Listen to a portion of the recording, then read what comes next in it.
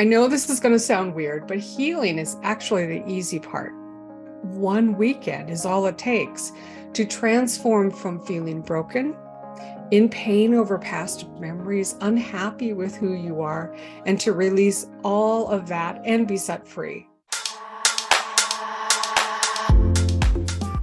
Hi, I'm Dr. Kim West, and if you have arrived here with trauma that has held you back for way too many years, if you've arrived here with a calling on your heart, yet you've been unable to live it because your inner voice tells you that you can't, and the world and the church agrees, and if you feel that you are broken or too much or not enough, I'm here to tell you right now that your life can look very, very different. I've walked many women down the pathway to real freedom. So welcome home, buckle up, and we're going to have a conversation. I'm going to talk to you directly right now because you are enough. You can be all of yourself, and your trauma no longer has to hold you back. So what we're going to talk about today are 10 signs that you are not over your past and 10 things you must do to break free of it. So let's start. Number 1, if you still have memories that are painful, you think about them often, you're haunted by them.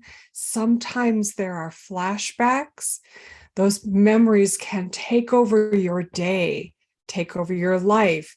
They bring thoughts of not being enough, of shame, etc.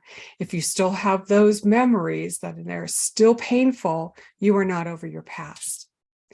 If you are triggered by people, places that remind you of something that has happened in your past, you see, smell something familiar, to abuse, to trauma, and immediately your heart starts to race.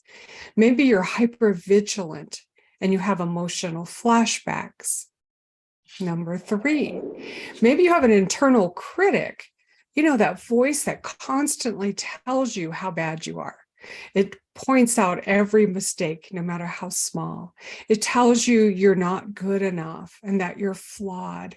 That inner bully does not take time off and is always there to steal your joy. And even when you're successful, to tell you that somehow it was a fluke. Number 4, you're really, really protective. You're wary of everything and everyone. You just have a hard time trusting people. That is a result of having pain in your past. You reject before you're rejected, and you always feel that you need to be watching to see what is coming from which direction. Sometimes we have a younger part of our life running our lives. So when we're triggered, we feel not our adult self, but we feel younger. We feel like we did when we were trapped or helpless or hopeless or fearful or scared in abuse. We get stuck in repeating trauma loops. We keep thinking about it. And sometimes we have really immature responses to current stresses, and it doesn't even feel like who we are. And that's because there's a younger part of us that's still wounded and still trying to figure out how to cope and how to survive. Number 6, we have poor self-care.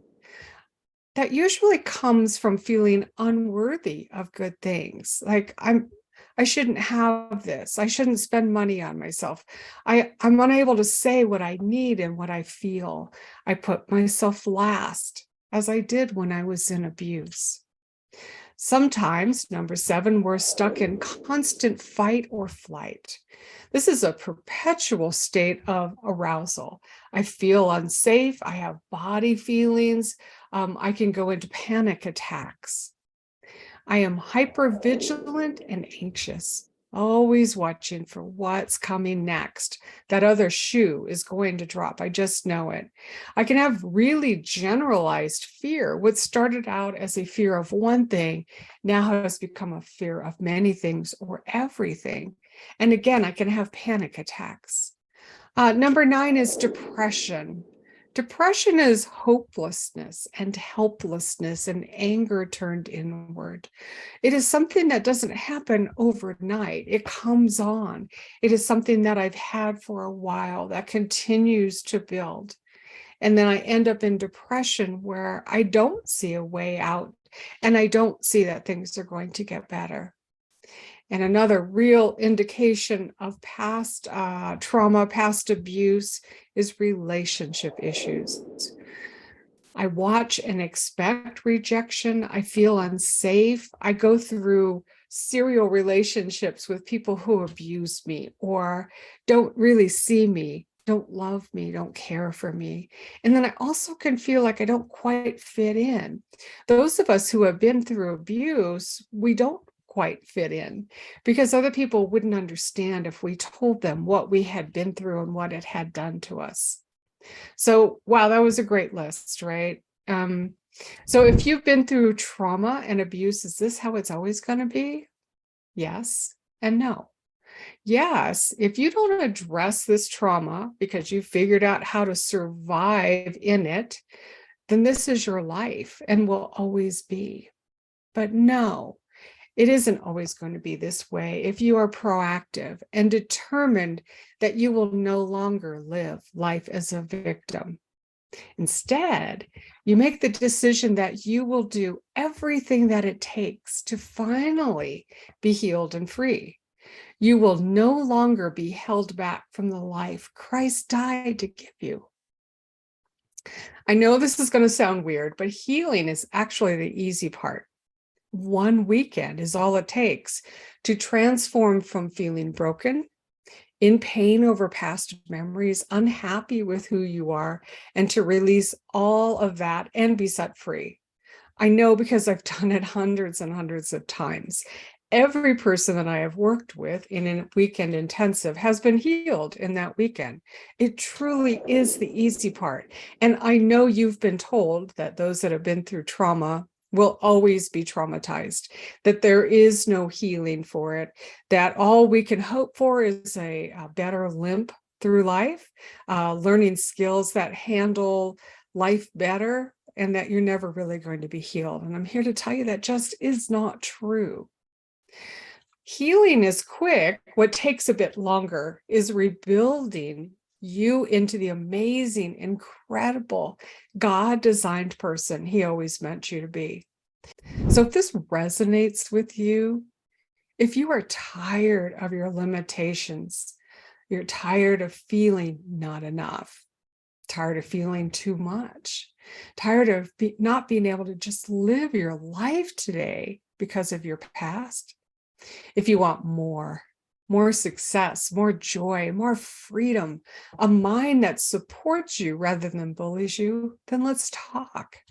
Let's talk about what your life will be like after you are healed, after you are rebuilt, reconnected, and whole, after you are set free to pursue your dreams. If you are a Christian woman who wants to answer the call of her heart, rock the world, and live with power and joy, then I invite you to book a consultation with me. I only take 2 clients a month. So we should meet and make sure that the weekend intensive and the 3 months follow-up life coaching is right for you. So I want you to do this if God has other plans. But if this is it, when we meet, I will tell you what our great God can do for you and what your life can be when you are set free. Let's get a vision for who you will be after you are healed, whole, and free. I am so looking forward to our time together.